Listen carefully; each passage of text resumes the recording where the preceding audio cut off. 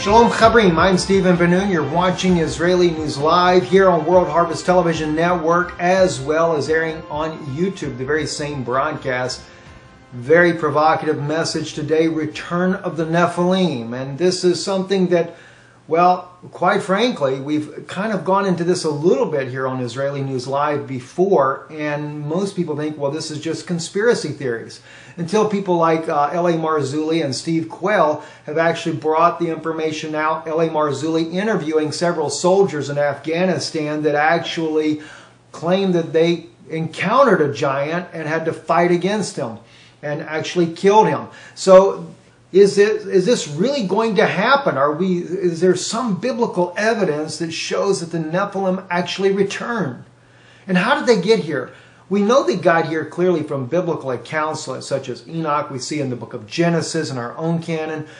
We can see the Nephilim got here through the fallen angels having promiscuity with women on the earth, and they were born in the earth. And of course, then the flood comes and wipes them all out. Well, we're going to talk about that today, but we're going to go deeper than just that. If you're watching on World Harvest Television Network, this is going to be a couple of parts on this series, if not 3 parts, because we're going to go into not only that, but also what's going to happen even beyond that. Let's get right into this message today, and just to share with you, such as here, Frontiers of Anthropology, showing some of the remains of the giants that have been discovered in the earth. And not only have they discovered that, but we see also in China, Science Alert, bringing out the article here, the ancient remains of 5,000-year-old giants discovered in China. They've been discovered in Greece. They've been in North America, Saudi Arabia, all over the world. These skeletal remains of human beings that are upwards to 10 foot tall have been discovered. And then people wonder, you know, when we read the biblical account, especially in Joshua and back before the flood, that there were giants in the earth, and that, yes, this is actually true. It's a very serious situation. It's even more serious that they're returning. Now, often we think of the biblical account of Matthew 24 when we're looking at what's happening in the world today. Yeshua speaks about the things that were going to happen to his apostles. He speaks about the wars and rumors of wars. He speaks about the nation against nation, kingdom against kingdom. He speaks about the earthquakes and pestilence and diverse places. But then he says something very odd. He says these are only the beginning of sorrows. And just paraphrasing for now, we will return to that in a moment. But as you read down in Matthew 24, that gives the entire scenario of what happens in the days that we're living in just before the coming of the Son of Man, the return of Yeshua, the Messiah, he goes into another very interesting account. And he speaks in verse 37 and 38, these words right here. But as the days of Noah were, so shall also the coming of the Son of Man be.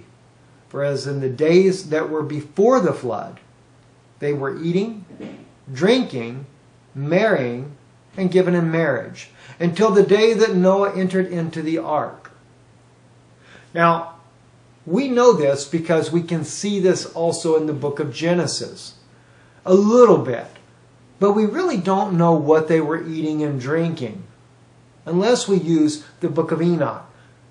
Now, the book of Enoch is part of the Ethiopic scriptures, part of their own Christian literature there, but it's not been in our own canon. It's not been part of the Bible that we have today, King James or any other of the versions that we have in modern English. But oddly enough, we know that the scriptures, or these particular fragments, were found in Qumran as well. And not just fragments. There were 2 books that were separate fragments found in the book of Enoch. But there was also a claim that there was a completed fragment, not just a fragment, but the entire scroll of the book of Enoch, that the Bedouins sold to a Kuwaiti buyer. One of the scholars did travel to Kuwait, was able to microfilm this book, and able to authenticate that yes, indeed, it was very similar to that of the Ethiopic version. And what I look at is I research these books that are not considered canon, whether it be the Nag Hammadi text, the Qumran scrolls, etc. I realize that we have a plumb line. We have the Bible that we have today, but these books often can help fill in those missing pieces or put the puzzle that we're missing back in. Connect the dots, as it were. Just like in the case of the story of, we find in our own canon that Joseph was sold for 20 pieces of silver. One part of the Bible, it says he was sold to the Ishmaelites, and another part we read that he's sold to the Midianites. And you have to ask the question, is it a contradiction? Or is there something we're missing? Well, with our own canon, we would never really know. But if you read the book of Jasher, which actually was part of the 1611 King James Bible, we find out it's actually both. Because yes, they did sell him to the Ishmaelites. The Ishmaelites got afraid and sold him to the Midianites for the exact same price. They take him down into Egypt and sell him to Potiphar.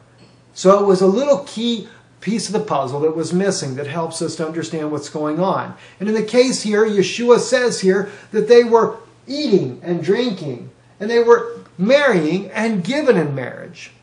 If you look at this in the Greek language, that eating right there happens to be like gnawing or crunching down, almost as if you're eating flesh and bones.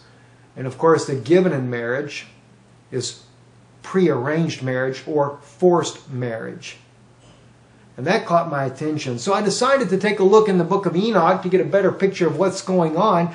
And we find in chapter 7, and of course, when Enoch describes how big the giants were, that's when you kind of begin to scratch your head and think, really, that's all? But, you know, the point is we have to see what were they eating and drinking, and who were they marrying? And as we see here, and they took wives for themselves, and every one chose for himself one each. They began to go into them and were promiscuous with them, and they taught them charms and spells. Keep that in mind. We'll come back to that. And they showed them the cutting of roots and trees, and they became pregnant and bore large giants. And their height was 3,000 cubits. These devoured all the toil of men until men were unable to sustain them. And the giants turned against them in order to devour men. And they began to sin against the birds, against the animals, and against the reptiles, and against the fish. And they devoured one another's flesh and drank the blood from it. Well, we know that they went into the women. They had children by them. We know that giants are born in the earth, as we have seen in archaeology today, that there are bones for this. And we know that they were eating human flesh and drinking human blood. But the odd thing is, Yeshua said that's going to repeat.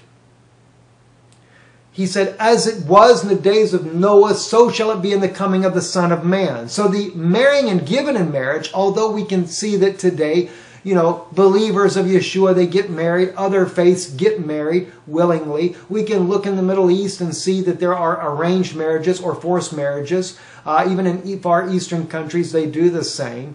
We can even see that, yes, we eat and drink, and many times there is gluttony and things of that nature there. But where is the eating of the human flesh? Yes, even in the Middle East, in the Syrian war, and both different warring factions there, ISIS members eating their own victims that they've murdered. They've drank the blood. Yes, this is true too.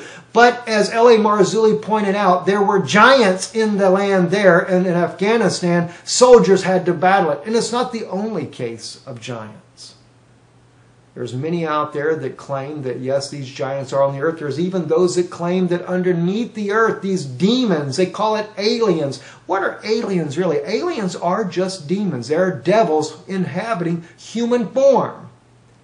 And you're going to find out that the way they got here more than 4,000, 5,000 years ago before the flood is the same way they got here in the times of Joshua and Moses and even in today. And I'm going to show you how. And that's what's going to really blow you away. At least it did me.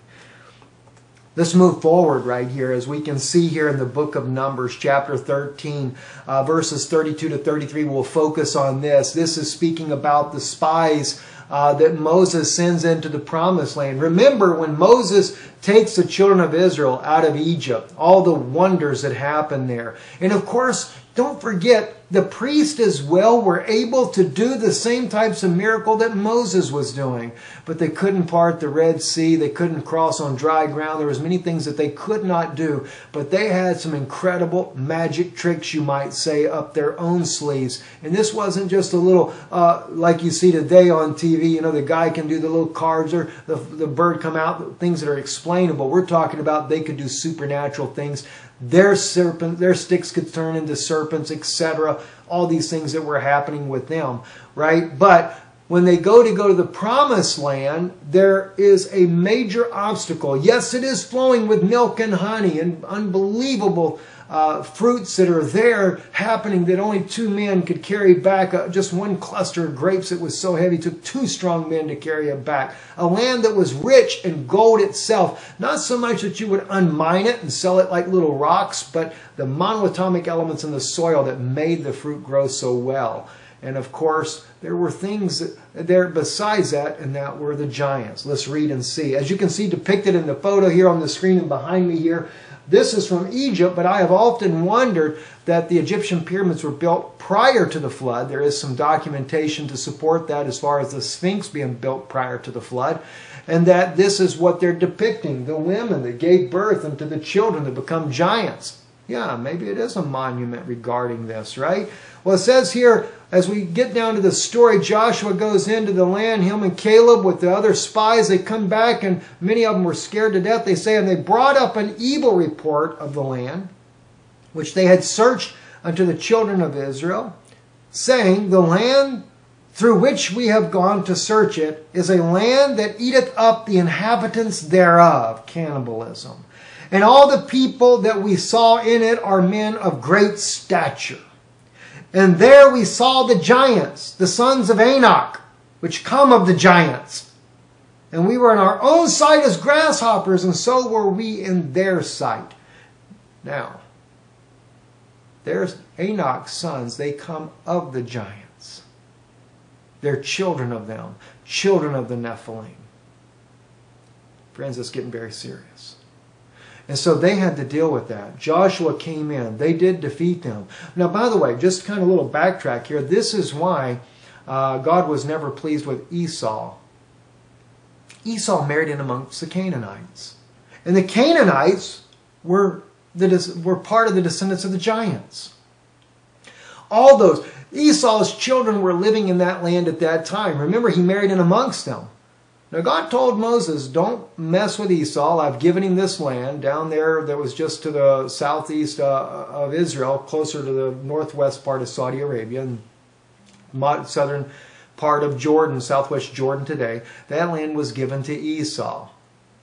But the thing was, he married in amongst this race that was mixed with the blood of the giants, the blood of the Nephilim, the Canaanites, Hittites, Jebusites, Perizzites.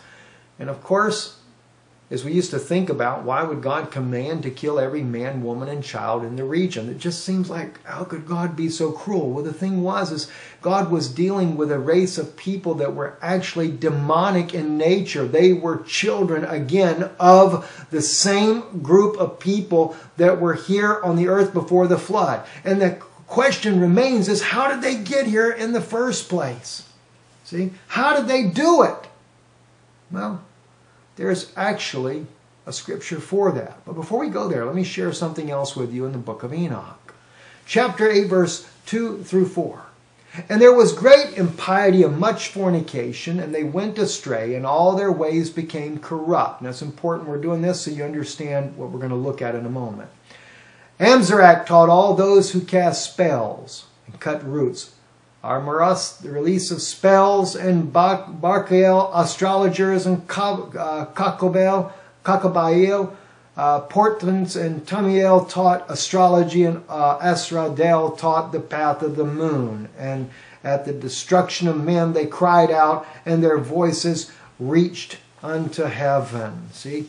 So these fallen angels, they became imprisoned, though later. They were put into prison after what they did before the flood. But we're looking back now, and I'm trying to set a stage for you of how they got here after the flood. All right, so first I had to bring you to some information about what they were doing from the book of Enoch, because we got to fit the pieces of the puzzle together. How did they get there after the flood, and how are they getting there today? All right, so as we move on here, I want you to see God imprisoned those fallen angels, but not to forget some of the things they were doing. It's very important because there is a biblical link that's going to connect how they're doing it today and how they did it after the flood. All right, in chapter 18 of the book of Enoch, and I did a video about this one not too long ago, maybe earlier the first part of this year, I forget the date on this. And it says, and I saw the winds of the earth which support the clouds, and I saw the paths of the angels, in other words, where they were taken to. I saw at the end of the earth the firmament of heaven above, and I went towards the south. Sounds like the South Pole to me. And it was burning day and night. Antarctica during the summer does burn day and night. Where there were 7 mountains of precious stones, 3 towards the east and 3 towards the south. Now, it just so happens, when I was first reading this in Enoch several months back, I began to look at this and I questioned that it's almost as if Enoch is telling us the geographical location on this earth where these angels have been imprisoned. And so I began to do a little bit of research. And oddly enough, there is a thing called Seven Summits, a mountaintop called Seven Summits, and of course a website, sevensummits.com, where they actually speak about a trip that they took there. And oddly enough, if you take into consideration that the earth before the flood was shifted a little bit differently, then these mountains, this center peak, the tallest mountain that is there, would actually, and the two chains of 3 mountains each, would actually be exactly the way Enoch described it. 3 of them to the east, 3 of them to the south. And so I began to look at this more as a conjecture, not as an absolute fact. But then I began to look at what else was worded in Enoch about where they went and what was being said. Let's look at this. Enoch chapter 18, continuing on with verses 11 through 14. And I saw a deep chasm of the earth, with pillars of heavenly fire.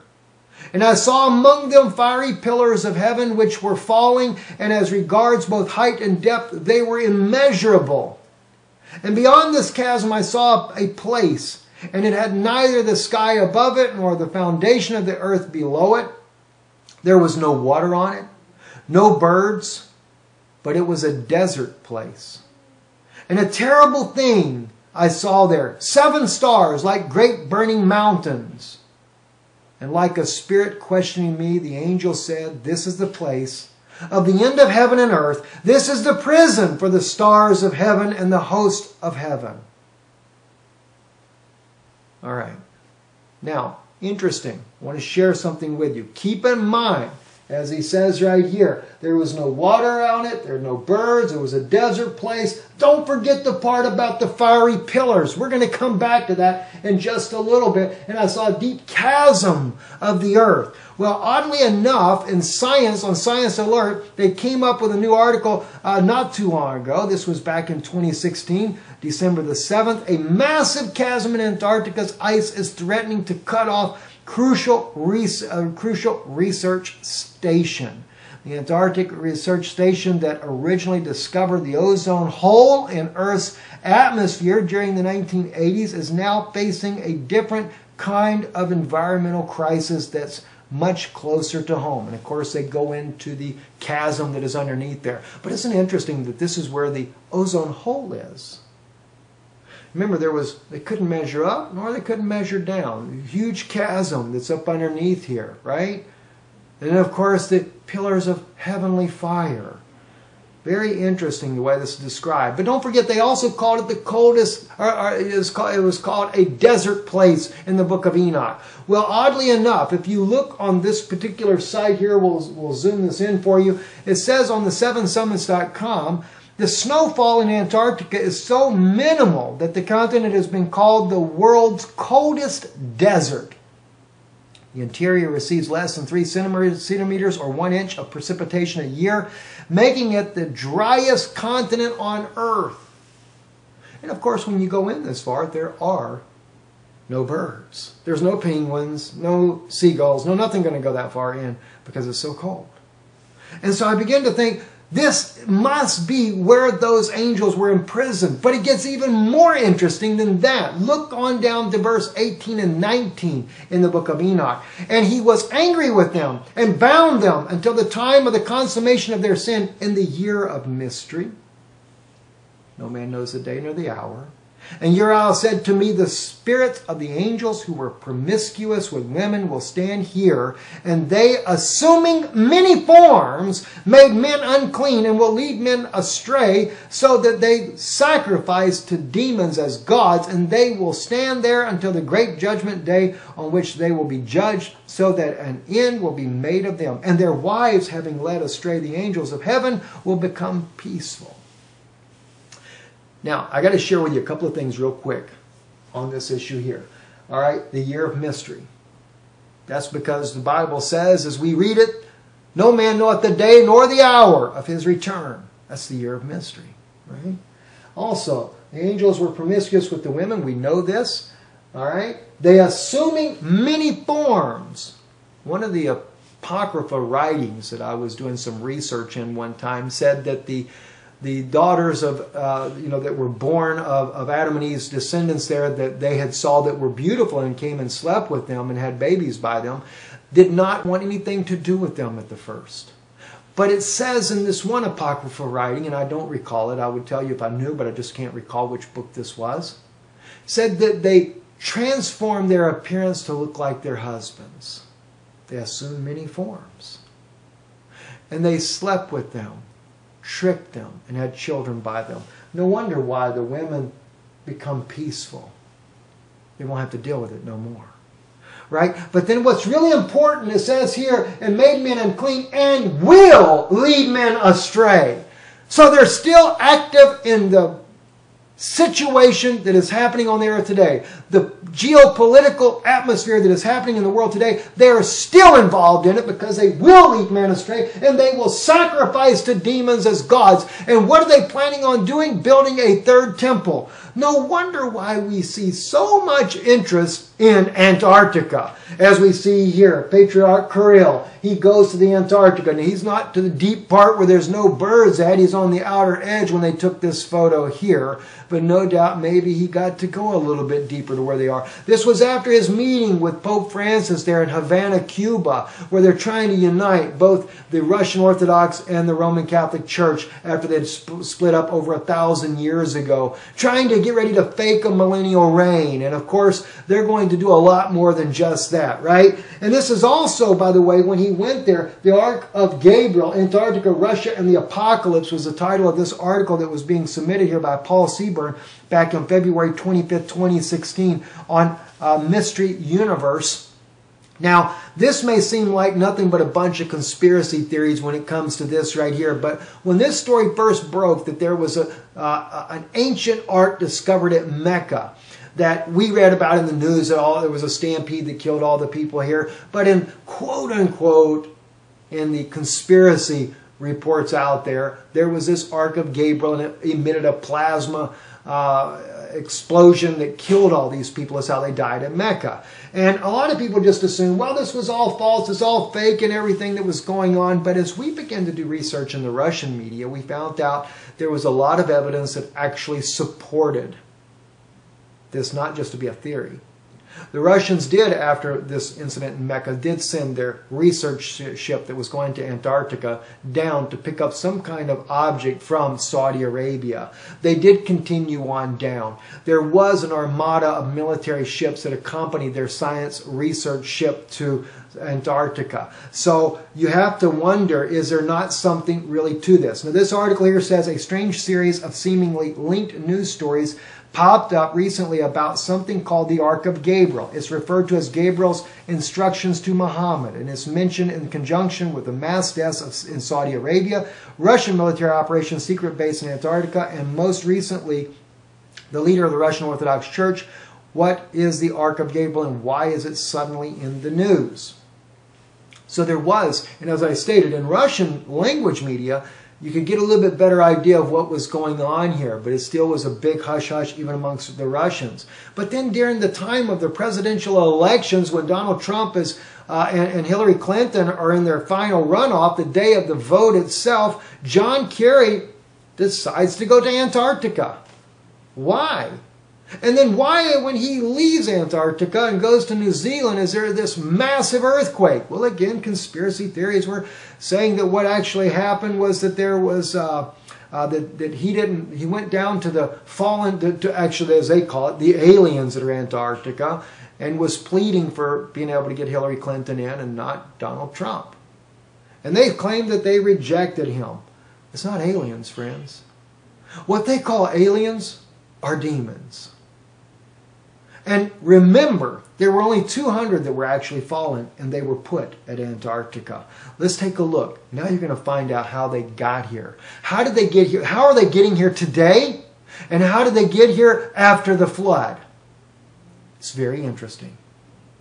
Leviticus 18, verse 20. Moreover, thou shalt not lie carnally with thy neighbor's wife, to defile thyself with her.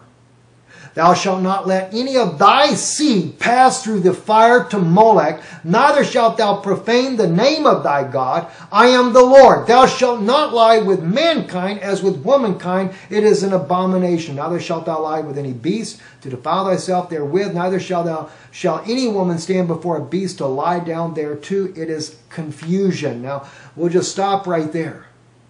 Did you notice, though, what he's saying?